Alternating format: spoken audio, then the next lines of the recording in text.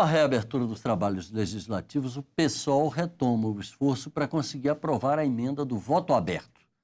Ou seja, um dispositivo constitucional que assegure que as votações sejam feitas de forma aberta, a fim de que a população tome conhecimento da forma como cada parlamentar se coloca diante de cada tema em votação, tanto na Câmara quanto no Senado. O deputado Ivan Valente, do PSOL de São Paulo, um dos principais líderes do movimento em favor do voto aberto, e ele próprio líder do PSOL aqui na Câmara, está aqui com a gente e participa desta edição do Palavra Aberta, uma produção conjunta da Rádio Câmara e da TV Câmara. Deputado, eu soube que o PSDB também abraçou a causa do voto aberto. O PSOL vai se aliar ao tucanato nessa questão? Veja, a Frente Parlamentar em Defesa do Voto Aberto já existe há vários anos e eu coordeno essa frente. Então, ela é uma frente suprapartidária, né, que vem fazendo movimentações externas e internas. Mais de 270 parlamentares já assinaram a Frente Parlamentar pelo voto aberto. Então, é um trabalho que nós vemos fazendo há muito tempo. Quero recordar que a PEC inicial, original, é da Câmara, a PEC 349 de 2001, que acaba com o voto secreto em todos os níveis, para qualquer questão. Tem 11 anos. 11 anos, exatamente. Então, quando nós votamos em primeiro turno na Câmara, foi por unanimidade, em agosto de 2006, às vésperas das eleições. Então, foi votado por unanimidade. E não se vota o segundo turno até então. Em 2013, não votamos ainda. Mas o Senado votou, e votou rapidinho. Né? Quando teve o caso, exatamente, Demóstenes Torres, né, que o Senado se viu acuado pela explicitude e a gravidade da situação, então eles resolveram que poderia dar uma zebra, né, digamos assim, de absolver o Demóstenes Torres. Eles resolveram fazer uma emenda, ter uma emenda constitucional que já tramitava e colocar em votação rapidamente, em 2 turnos, com quebra de interstício, mas só para os casos de quebra de decoro parlamentar. Como ela já foi votada no Senado, agora falta a Câmara votar. Então, nós iniciamos o ano hoje discutindo essa questão na reunião de líderes, porque a gente quer que o parlamento brasileiro dê uma primeira satisfação ao povo e dizer que, em nome da transparência, da ética e da democracia, hoje nós temos que entender que há uma necessidade institucional de dizer o povo quer saber como vota o seu parlamentar. Agora, deputado, como é que vai ser possível a aprovação de uma matéria que, de certa forma, desperta muita paixão, é uma matéria extremamente polêmica, nas proximidades aí de uma eleição presidencial, como essa de 2014 que está vindo aí?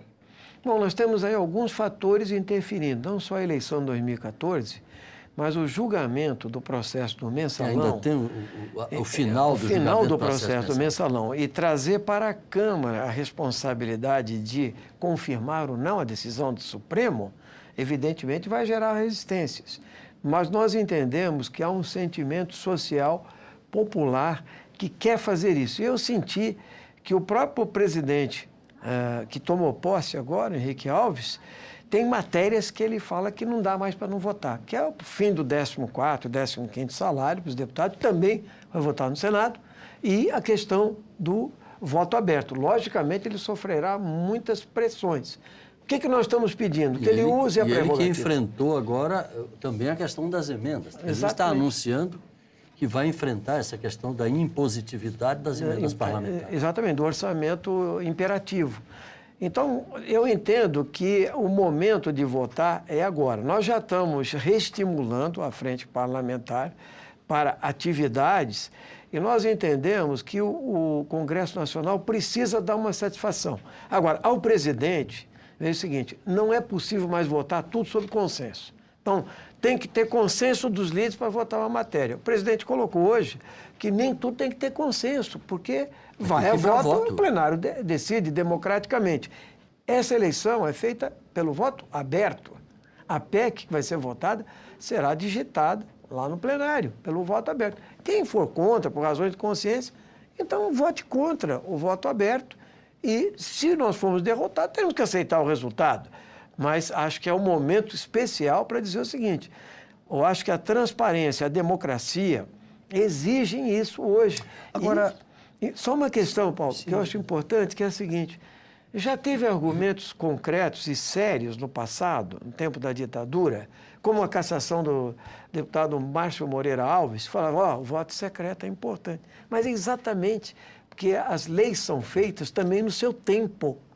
Hoje nós estamos num outro tempo, num outro grau de exigência, com uma abertura democrática maior, com uma participação mais direta, com a cobertura da imprensa. Então, isso é diferente. Hoje, a exigência da sociedade é essa. Agora, deputado Ivan Valente, como é que o senhor vê a possibilidade dessa votação acontecer de forma fatiada, digamos assim? Porque hoje a gente tem quem é favorável à votação aberta para vetos presidenciais, para aprovação de autoridades, o senhor lembrava há pouco aqui, como o presidente do Banco Central, não é? A questão da eleição dos membros da mesa da Câmara e do Senado. O senhor acha que vai dar para votar numa pancada só ou vai terminar saindo de forma fatiada?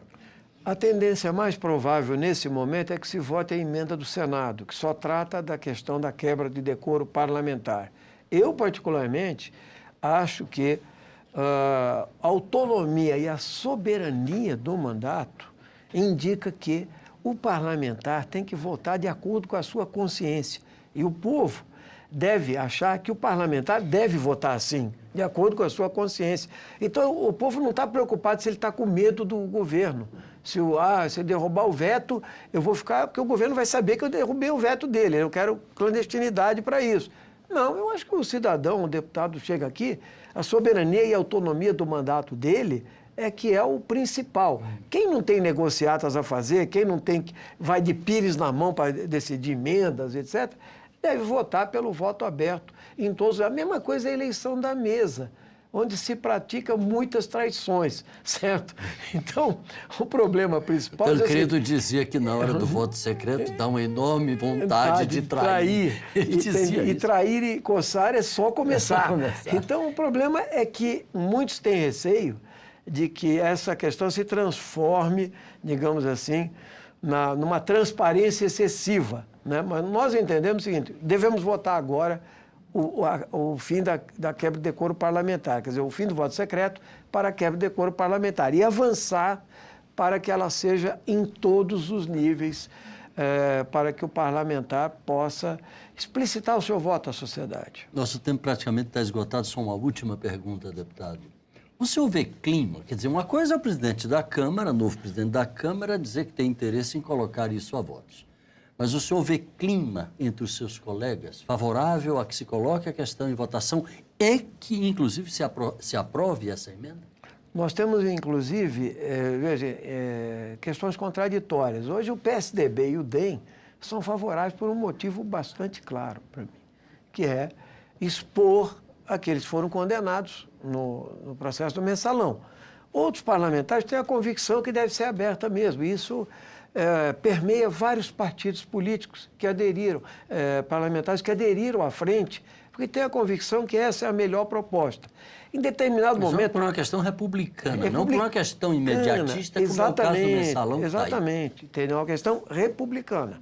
Então, agora, se você faz crescer a pressão popular, porque nós já fizemos vários atos, abaixo-assinados, coleta de assinaturas, já entregamos, nós estamos retomando essa ideia da participação e da exigência de transparência. Eu acho que com isso nós vamos chegar no limite e nós vamos acabar votando essa questão em nome da democracia, da ética e da participação social.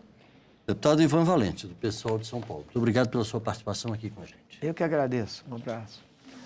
Você de casa, obrigado pela audiência. Um abraço e até a próxima edição do Palavra Aberta, uma produção conjunta da Rádio Câmara e da TV Câmara.